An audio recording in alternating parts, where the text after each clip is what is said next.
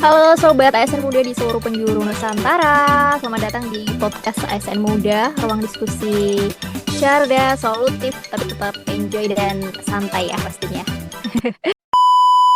Bareng juga sama para ASN Muda nih ya teman-teman dari Kementerian PU. Oke, dan sebelum kita masuk ke pembahasan yang mau kita angkat hari ini, ya kan, kita perkenalan dulu ya, biar teman-teman di luar sana bisa, siapa tahu nanti bisa saling kenal, mengenal ya kan. Oke, kita mulai dari aku dulu aja deh, karena mumpung ini mic-nya on ya.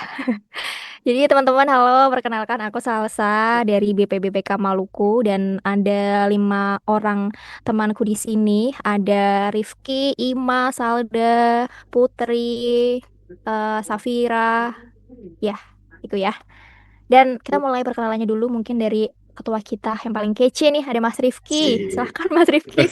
Kece ya, kece ya. Aduh. Oke, perkenalkan saya Rifki Aditya dari BPJN Papeng, Papua Tengah, itu ada di Nabire. Cukup gitu aja perkenalannya lah. Besok ada podcast lagi kok.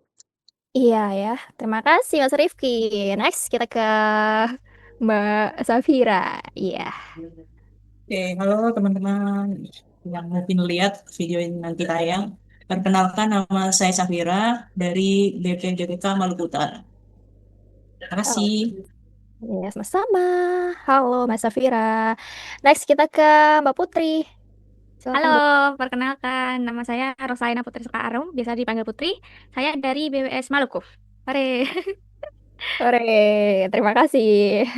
Selanjutnya, boleh Mbak Salda dinyalakan mic-nya. Saatnya tampil, Mbak. Halo, perkenalkan aku Salda Ayu Konita, aku dari BPBPK Maluku Utara. Sudah, terima kasih. Iya, terima kasih. Dan terakhir ada Mbak Ima atau Mbak Rohima. Kita panggilnya yang gimana, Mbak? Apa nih kita panggilnya enaknya? Hai, boleh Rohima, boleh Ima. Halo guys, perkenalkan aku Rohima Budi Hartini, bisa dipanggil Rohima, Ima juga bisa dari BPBBK Maluku Utara. Oke, terima kasih teman-teman sudah memperkenalkan diri dan langsung aja kita ya mau membahas satu pembahasan yang agak gimana ya absurd sih si beritanya ini, tapi ini nyata gitu, ada gitu ya. Tentang pemain judi online yang ditangkap karena merugikan bandarnya. Tapi kita nggak sebatas ngebahas berita ini aja. Kita juga ngebahas apa sih kaitannya dengan tantangan kebangsaan kita di masa kini gitu ya. Ini gitu ya. Oke, mungkin teman-teman di sini juga udah mendengar beritanya ya di sosmed, di mana-mana juga lagi naik. Dan boleh dong aku mau nanya dulu dari yang pertama tentang komentar dulu deh tentang adanya berita ini. Kira-kira tuh terlintas di benak dari kamu tuh kayak gimana? Terus apa gitu yang mungkin bisa kita lihat dari berita ini. Boleh pendapatnya di Mbak Safira? Oke, jadi yang pertama nih, dengar pendapatnya. Iya. Sempat sempat heboh ya Kak, berita-beritanya ini cukup naik pesat banget karena melibatkan institusi polisi. Jadi kalau menurut aku sih, pandangan aku pribadi aneh dan lucu. Kenapa begitu? Karena tugas ASN kan harusnya mengayomi ya, melindungi. Ini kok malah secara tidak langsung dia itu kenapa melindungi bandarnya? Ini kan ada, pasti kan ada laporan nih yang masuk. Wah, saya nih rugi nih. Kenapa bukan yang lapor itu yang ditangkap? Karena kan harusnya bandarnya nih yang ditangkap. Kenapa bukan dia malah pemainnya yang ditangkap? Itu sih Kak. Jadi menurutku nggak sesuai dengan prinsip-prinsip yang seharusnya ASN lakukan. Iya, berarti ini ya, kenapa nggak ditangkap dari otaknya dulu gitu ya? Iya, Kak. Oke. Terima kasih Mbak Safira. Kita tadi udah mendengar ya tentang komentarnya si berita ini gitu kan. Terus awal mulanya atau mungkin penyebabnya dari adanya judi online. Kenapa orang itu bisa melakukan judi online tuh awalnya tuh kenapa gitu? Silakan ya, aku mau gantian ke Mbak Salda deh. Boleh on mic dulu. Kita Oke, dengerin. aku coba tanggapi ya. Kayak dari insightku aja, kenapa orang-orang bermain judi online. Yang pertama, yang lain dan tidak bukan itu adalah alasan klasikal, yaitu ingin cepat kaya, atau lebih ke jalan pintas nih, ingin cepat kaya gitu. Padahal ya adminnya kan orang-orang juga gitu, mereka cuma terjebak aja. Terus yang kedua itu karena kemudahan akses atau teknologi. Jadi karena judi online sekarang bisa diakses lewat HP, sedangkan sekarang semua orang itu pegangnya smartphone gitu. Even smartphone yang jelek pun dia tetap bisa mengakses web-web judul gitu. Terus karena banyak iklan-iklan juga yang muncul gitu. Terus yang ketiga itu dari pengaruh lingkungan sama temen sih. Kayak diajak sama temennya lagi nongkrong, cobain deh web ini, cobain deh web itu. Oh iya ya jadi terpengaruh. Apalagi kalau sering ketemu sama teman-temannya. Gitu sih Kak. Paling tiga itu aja yang paling utama menurutku bisa nyebabin orang bermain judul. Iya, betul banget. Jadi kayaknya semua generasi tuh bisa gitu ya dengan mudahnya mengakses judi online karena ya saking canggihnya terus kemudahannya gitu. Jadi setiap orang bisa bahkan anak-anak pun bisa gitu kan. Dan saking mudahnya juga itu pasti bakal cepat menyebar. Terbukti sampai sekarang tuh masih banyak banget ya adanya judi online di kalangan masyarakat. Nah, kira-kira menurut Mas Rifki, kenapa sih judi online ini tuh cepet banget menyebarnya gitu ya, terutama di generasi muda? Kenapa Mas Rifki kira-kira? Apakah itu emang dari personalnya atau mungkin kayak tadi bilang berasal dari lingkungannya atau ada hal lain gitu? Ya, tapi kalau dari saya sebenarnya se ya lebih kurang sebenarnya sama kayak yang Mas Aldo tadi bicarakan ya. Dari secara teknologi, ya itu aksesnya sangat mudah sekali. Siapapun saya punya HP di Indonesia. Di tempat kita ini nggak kayak ya kita contoh yang mungkin di Jepang atau di Korea lah yang dekat saja dulu. Kalau kita mau beli HP itu, device kita tuh terikat dengan KTP misalnya begitu. Gitu. Kalau di Indonesia kita beli HP, satu orang beli 5, kayaknya nggak tahu itu tuh HP siapa karena nggak terkunci. Jadi sifat untuk kita daftar judul di Indonesia sangat mudah. Bukan sifat sih, kemudahannya itu ya sangat mudah dengan anonimitas yang tinggi dan udah digital ya. 24/7 kita bisa bikin akun di mana aja, mau itu di rumah, mau di kantor misalnya lagi kosong jam istirahat. Terus kalau dari psikologi itu seperti Mbak Salda itu tadi bilang, ada mentalitas untuk cepat kaya. Ada juga FOMO dari teman-teman. Lalu judi online ini sebenarnya kalau kita ngomongin psikologis tentang permainan, nah setiap orang tuh biasanya kalau buat permainan itu sebenarnya ada teorinya. Nah di teorinya itu siapapun bikin game, namanya game itu biar laku, maka mulai dari corak warna, easy to win-nya, atau kemudahan untuk kayaknya gue bikin menang nih, gitu kan. Itu psikologi-psikologi itu dimasukin di situ. Jadi sifat judul ini justru lebih berbahaya daripada judi-judi konvensional. Karena ya itu, mereka sudah memasukkan teori-teori yang sempat tertulis mereka terapkan untuk membuat pemain-pemainnya kecanduan, gitu. Terus kalau dari situasi ekonomi juga betul, balik lagi, banyak pengangguran maka banyak yang perlu dana, maka dari mana mereka dapatnya kalau nggak judul kan gitu. Ya, terus satu sisi lagi memang di lembaga hukum kita juga aturan tentang judul ini masih apa ya? Masih belum serius untuk ditanggapinya. Iya. Betul loh. Bahkan kita jujur nih kalau saya di tempat kerja sebelum-sebelumnya itu mungkin di suatu tempat entah itu ada aparat, entah ada tokoh agama, orang tuh buka HP sambil judul ya kita anggap "Ah, itu cuma main game doang kali ya karena nggak ada regulasinya kan. Padahal kita ada deket, nah ini mah judul kan gitu. Paling segitu aja sih dari beberapa aspek tadi ya. Mulai dari itu, kemudahan teknologinya, dari psikologi dan sosialnya dan apa tadi regulasi dan sebagainya gitu kan. Ya, thank you Mas Rifki, lengkap banget ya. Dan aku dari sini tuh baru tahu ya ternyata di Jepang kayak gitu ya kalau mau punya HP gitu. Mungkin negara kita bisa mencontoh ya Mas Rifki ya. Betul. Gitu, thank you. Dan tadi sempat juga Mas Rifki apa ya mention soal bahaya si judol ini gitu kan, dengan anonimitasnya yang tinggi di negara kita, bebasnya dan lain sebagainya gitu. Mungkin dari Mbak Ima, dampak judol ini pernah ngelihat nggak atau pernah baca mungkin beritanya, contoh nyatanya gitu di sekitar kita yang terkena jeratan judol. Oke, Mbak Salsa. Banyak sekali di sekitarku ya. Jadi dampak dari judul itu sangat dirasakan dari kerugian ekonomi, kehilangan harta benda, terus ada juga yang sampai apa mentalnya kena, jadi gila, ada yang sampai cerai dari istrinya gara-gara judul. Mungkin ini juga saya mengutip dari Kompas ID ya di 2025. laporan dari PPATK itu proyeksi nilai perputaran uang dari judol di Indonesia itu bisa mencapai 1.100 triliun, melebihi anggaran kita gitu kan. Jadi sangat-sangat besar gitu. Kalau jadi pendapatan negara kan sangat-sangat menguntungkan untuk kita semua. Tapi ini sayangnya masuk ke judol. Itu juga saya juga mengutip Detik Jabar ini di 2024. Jadi ada Satgas khusus untuk pemberantasan judi online di Jawa Barat itu. Jawa Barat merupakan provinsi tertinggi di Indonesia yang judol bisa sampai 3,8 triliun. Terus juga pelaku judinya itu banyak kan dari kalangan menengah ke bawah. Jadi kan kita bisa bayangkan orang menengah ke bawah dengan pendapatan yang bisa kita katakan UMR hanya cukup untuk kehidupan sehari-hari, tapi mereka terjerat judol, itu kan sangat-sangat merugikan keluarganya. Dan kebanyakan mereka itu ternyata kerjanya sebagai wira swasta, buruh harian lepas, bahkan pelajar, anak sekolah, mahasiswa, bahkan ibu rumah tangga yang tidak kerja itu juga jadi pemainnya. Dan mungkin dampak nyata yang dirasakan oleh orang-orang sekitar saya. Ini saya tinggal di Jawa Tengah. Itu mereka main judol. Istrinya kerja jadi buruh pabrik, kemudian suaminya tidak kerja nganggur. Mungkin karena bingung aktivitas apa, akhirnya tertarik lah main-main apa bahasanya Yeus gitu ya, judi online gitu. Dan mereka nggak ada modal, modalnya dari pinjol di zaman online kan gampang banget kalau pinjol kan KTP aja udah cukup dapat tuh. Mereka pinjol terus jadi modal judol. Ternyata sekali main gacha bisa dapat. Mereka ketagihan main lagi, nggak pernah menang. Terus uangnya habis, ambil pinjol lagi, buat judol lagi. Jadi siklusnya gali lubang tutup lubang seperti itu.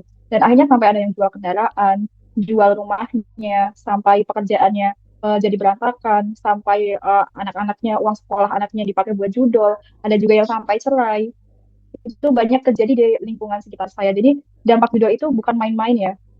Ya, mungkin seperti itu Kak Salsa. Iya, banyak banget dampak negatifnya gitu kan dari judi online. Dan tadi kaitannya dengan pinjol, terus kemudian banyak hal lain yang negatif, bahkan bisa ke kriminal gitu ya. Mungkin Mbak Salda bisa menambahi tentang ini ya, kekaitan dari fenomena adanya judol sama pinjol. Ada nggak? Mungkin ada kaitan lain nggak gitu selain selain ya Oke, udah siap. aja siap. Lebih ke mirip-mirip sama jawabannya Kak Rohima tadi. Kayak karena orang yang terbiasa bermain judol itu ada adiksi atau ketergantungan. Jadi cenderung butuh modal yang lebih banyak lagi. Nah, di era yang serba gampang sekarang ini, sumber jawaban yang akan menyelesaikan si peminjam itu adalah ya dengan pinjaman online gitu atau yang biasa kita sebut pinjol. Jadi orang cenderung tuh menyepelekan dan tidak berpikir panjang. Kayak tidak memikirkan gimana ya cara ngembaliin duit yang kita pinjam itu tidak terpikirkan gitu. Karena ya tadi instan gitu. Apalagi iklan dari pinjol-pinjol tersebut terkesan mudah cair dengan menggunakan KTP dan nomor telepon aja. Kalau WNI itu siapa sih yang nggak punya KTP di atas 17 tahun gitu. Bahkan ada beberapa kasus juga masih anak di bawah tahun menggunakan KTP orang tuanya untuk pinjol. Nah, jika sudah di waktu tenggat bayar si peminjam belum ada uang untuk mengembalikan, ya pikiran pendeknya lagi, pinjam lagi di aplikasi lain. Nah, untuk menutupi modal di aplikasi satunya. Jadi, akan terus seperti itu. Pinjam lagi, tutup lagi, pinjam lagi, tutup lagi. Nah, itu yang dinamakan fenomena tadi gali lubang, tutup lubang. Jadi, menurutku kaitannya itu sih Kak yang bisa aku jabarin. Iya benar. Tapi ini ya teman-teman kalau sebenarnya pinjol sendiri itu kalau misalkan sekarang kan kayak pay later gitu ya. Itu sebenarnya kalau misal memang kita udah on time, kayak kita kan pasti ada hal yang mendesak gitu ya, Mas Rifki kayak apa namanya perjanjian gitu ya atau mungkin keperluan yang mendesak terus nanti yang akan cepat juga reimburse-nya gitu kan bisa sebagai pertolongan pertama. Cuma kalau negatifnya tuh di situ tadi ya Mbak Salda ya, yang apa namanya secara semena-mena, terus juga semaunya sendiri tanpa mau bertanggung jawab. Nah itu di situ moral yang perlu diperbaikinya di situ kali ya. Tapi jangan sampai untuk pinjol, untuk judol. Oke, thank you. Dan karena pasti tidak jauh yang namanya judol dengan pinjol, kalau dari teman-teman tadi mengutarakan ya, itulah kenapa karena mereka ini dua hal ini bersinggungan, jadi kan sulit banget diberantasnya. Walaupun udah ada regulasinya, udah ada bahkan udah ada pemblokiran situs dari Kominfo ya kan, tapi masih aja sulit diberantas. Kira-kira kenapa sih penyebabnya atau kenapa tuh sulit banget diberantasnya judol dan pinjol ini Mbak Putri? Boleh pendapatnya mau kita dengerin dong? Ya, makasih Mbak Salsa kesempatan untuk berbicaranya. Jadi tuh kenapa ya nggak bisa diberantas? Padahal tuh sebenarnya kalau misalnya saya baca-baca ya ini tentang berita-berita, itu tuh antara Juni sampai November 2024 ya, baru aja ini kemarin tahun kemarin tuh. Barreskrim Polri tuh bisa mengungkap 300 kasus judi online dan menangkap 370 tersangka. Nah, mereka tuh udah menyita barang bukti 357 HP, 572 laptop, 740 kartu ATM, dan 278 rekening hingga kendaraan dari judi online itu. Tapi buktinya dari di tahun 2025 ini masih aja di masyarakat tuh banyak judi online itu menggunakannya. Nah, ada beberapa hal nih yang alasannya. Nah, salah satunya tuh adalah hukum. Kita tahu kalau main domain atau situs utama dari judi online itu tuh berasal dari luar negeri. Jadi tuh bukan di Indonesia. Sehingga hukum Indonesia tuh tidak bisa menangkap main situsnya ini. Dan juga walaupun situsnya itu tadi udah diblokir ya sama Kak Salsa bilang itu sama Kominfo, tapi karena situsnya ada di luar negeri, jadi tuh mereka dengan mudahnya muncul lagi dengan mengganti nama atau domain baru. Misalnya yang dari .com menjadi .xy atau VIP. Sehingga bakal terus muncul-muncul saja karena tidak bisa diberantas. Dan juga udah dibahas tadi sama Kak Salda sama Kak Rizky juga itu judul ini gampang digunakan oleh siapa aja. Mau anak kecil dari umur 7 tahun, 12 tahun, hingga kakek-kakek tuh bisa pakai. Kita tuh hanya butuh modalnya HP, internet yang hanya dipakai semua orang. Semua orang tuh bisa mengakses judul ini. Dan kayak aplikasi penggunaan judul ini juga ya bisa kayak bentuknya game. Kita tuh nggak akan tahu itu sebenarnya judul, tapi bentuk aplikasinya tuh misalnya icon gamenya itu kayak icon game biasa. Sehingga susah sekali untuk memberantasnya. Kemudian yang paling penting alasannya kenapa judul ini tidak bisa diberantas itu adalah yaitu alasan utama orang menggunakan judul itu karena memang kepepet atau secara ekonomi mereka kekurangan uang. Ekonomi ini kalau misalnya kita nggak ekonomi ini nggak ada, bagaimana orang-orang bisa makan? Dan karena itu, karena ekonominya mereka itu rendah gitu ya, jadi mereka kayak secara tidak langsung pengen mendapatkan uang cepat dan akhirnya mereka bermain judul itu. Iya, Itu benar sih banget. menurut saya yang alasan mengapa orang-orang susah untuk di Indonesia ini sangat Iya, susah untuk memberantas judul ini. betul banget ya. Walaupun regulasinya sudah ada, pemblokiran situs juga udah dilakukan, tapi masih ada yang namanya VPN ya, teman-teman. Jadi semua orang itu bisa banget mengakses judi online gitu. Terima kasih Mbak Putri, dan selanjutnya kita masuk ke apa ya namanya utamanya gitu, yang pengen kita lebih tekankan buat teman-teman yang mendengarkan podcast ini gitu ya teman-teman. Jadi kita tadi udah tanya tentang komentar penyebab, kenapa bisa cepat menyebar, dampak dan lain sebagainya gitu ya. Jadi sebenarnya kaitannya apa sih dengan ancaman persatuan dan kesatuan bangsa, Mas Rifki, adanya judul ini? Itu kan pasti banyak banget ya, karena dengan dampak negatifnya yang begitu banyak, jadi pasti itu bisa mengancam persatuan dan kesatuan bangsa kita. Boleh mungkin Mas Rifki, kira-kira apa aja yang bisa mengancam eh, persatuan kita sebagai bangsa Indonesia dengan adanya judi online ini? Ya sebenarnya kalau soal ancaman yang mengancam persatuan dan kesatuan bangsa itu ya kita kayak merangkum aja dari yang bilang kan ya. Ya dengan adanya orang yang terjerat dengan pinjol dan pinjol, maaf, judol. Di satu sisi judol itu orang yang namanya judol itu pengen instan. Sedangkan budaya kita juga dari dulu adalah gotong royong kan begitu. Dan yang paling penting aja kita misalnya masukin ke dalam Pancasila gitu. Jadi sebenarnya udah nggak sesuai. Contohnya ketuhanan yang Maha Esa gitu. Siapa sih, agama mana sih, kepercayaan mana yang mengizinkan perjudian itu sendiri kan gitu. Lalu kalau soal persatuan, mana ada orang yang berjudi memikirkan orang lain. Karena dalam satu meja judi, misalnya nggak ada yang berharap semoga temen gue yang di sebelah yang menang. Gitu kan, nggak mungkin. Pasti kalian kalah kayak, aku yang menang, aku yang menang.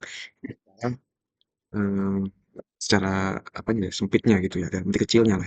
Kalau secara besarnya ya balik lagi, efek-efek seperti yang perceraian, keharmonisan keluarga, negara itu kan kumpulan dari masyarakat. Masyarakat juga ya bagian kecilnya ada keluarga-keluarga kecil, habis itu individu gitu ya. Mulai dari keluarga saja sudah tidak bersatu. Dalam arti yang seharusnya sehidup semati aja gara-gara judol gitu kan. Lalu Bisa kemudian terpecah belah ya Mas ya. iya, terpecah belah. Jangan harap untuk kita bersatu padu kan gitu.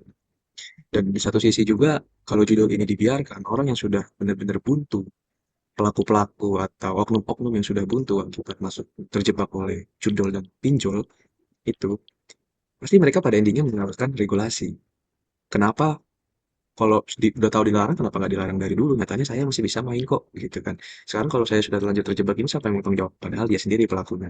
Atau di sisi lain, mereka juga misalnya sang istri kalau suaminya yang berjudi gitu kan ya.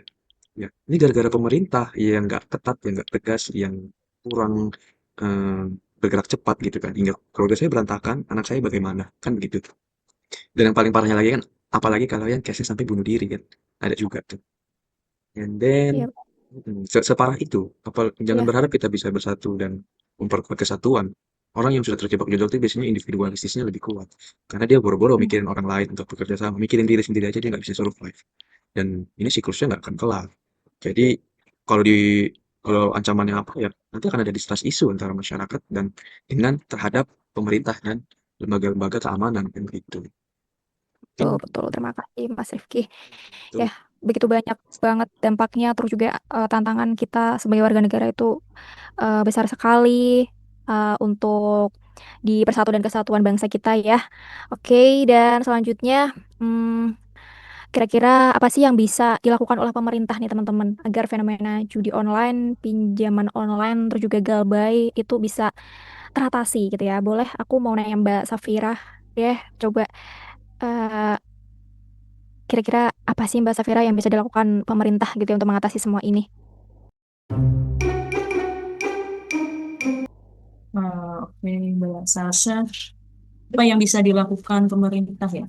Sebenarnya kalau masalah judi kan bukan cuma pemerintah yang berperan penting. Ya. Kita juga nggak bisa eh, berdiri sendiri, bekerja sendiri. Kita juga butuh partisipasi dari masyarakat, dari keluarga, atau dari sektor swasta untuk menciptakan lingkungan yang bersih dari perjudian online ini. Ya, mungkin kalau dari pemerintah khususnya sendiri itu untuk hukum, teknologi, edukasi, sosial yang lebih ditingkatkan lagi. Iya, bener banget lagi-lagi soal persatuan dan kesatuan ya, yang jadi harus kita apa namanya tekankan terus setiap hari kalau mau melakukan sesuatu harus selalu mengingat dampak-dampaknya gitu. Kalau menurut Mbak Ima sendiri, mungkin apa yang bisa dilakukan pemerintah Mbak Ima untuk mengatasi fenomena judol, pinjol, galbay ini? Oke. Mungkin ini sedikit menambahkan dari Kak Safira tadi ya. Kalau dari sisi pemerintah itu secara hukum sudah ada. Jadi di Indonesia sendiri perjudian itu baik yang online maupun yang offline itu adalah tindak pidana. Tetapi dalam pelaksanaan penegakan hukumnya itu masih belum optimal. Dari pemerintah mungkin bisa lebih ketat lagi terkait dengan pemain-pemain hingga bandarnya itu bisa lebih tegak lagi, ditegakkan lagi peraturannya. Kemudian pemerintah juga lebih banyak mengedukasi masyarakat. Jadi akan edukasi itu tidak hanya melalui media, tapi bisa secara langsung melalui kan banyak di Indonesia itu perkumpulan-perkumpulan, baik itu mungkin ibu-ibu PKK, Karang Taruna dan lain-lain. Nah itu bisa digunakan sebagai sarana untuk edukasi masyarakat agar jangan eh, apa namanya jangan pinjol bahkan jangan judul. Mungkin seperti itu Kak Sosa. Iya, terima kasih ya teman-teman. Seru banget ini kita udah banyak banget pembahasannya, gak kerasa ya udah berjalan waktu yang lama. Berapa menit ini kita udah ngomongin soal judi online yang sangat berpengaruh terhadap tantangan ancaman kebangsaan kita di masa kini. Terima kasih teman-teman. Mungkin aku ada satu tambahan lagi. Mungkin kalau ini ya melihat tadi kasus pemain judi online itu ditangkap karena merugikan bandarnya itu, aku sih mungkin lebih ke kenapa polisinya nggak mempekerjakan atau kerjasama sama si pemain judi online yang bisa meretas bandarnya gitu ya. Mungkin jadi bisa ke akar-akarnya gitu kan. Siapa tahu bisa kerjasama atau mungkin mereka mau ini ada rencana juga mungkin bisa juga untuk apa sebagai sebagai apa ya sebagai solusi gitu. Terus juga dari teman-teman tadi semua, mungkin peran kita sebagai ASN itu yang penting kita jangan sampai ikut arus negatif itu pasti. Terus kemudian kita juga awasi sekeliling kita, selalu tekankan persatuan dan kesatuan dimanapun kita berada. Dan apa ya, judul itu bukan cuma ilegal tapi soal identitas dan masa depan bangsa. Oke, terima kasih. Mungkin teman-teman ada yang mau menambahi? Cukup Kak? bagus. Oke, terima kasih semuanya Mas Rifki, Mbak Salda, Mbak Safira, Mbak Ima, dan Mbak Putri. Sampai jumpa lagi. di podcast selanjutnya. Teman-teman jangan lupa terus semangat, terus bersatu untuk kemajuan bangsa Indonesia. Dadah. Bye-bye.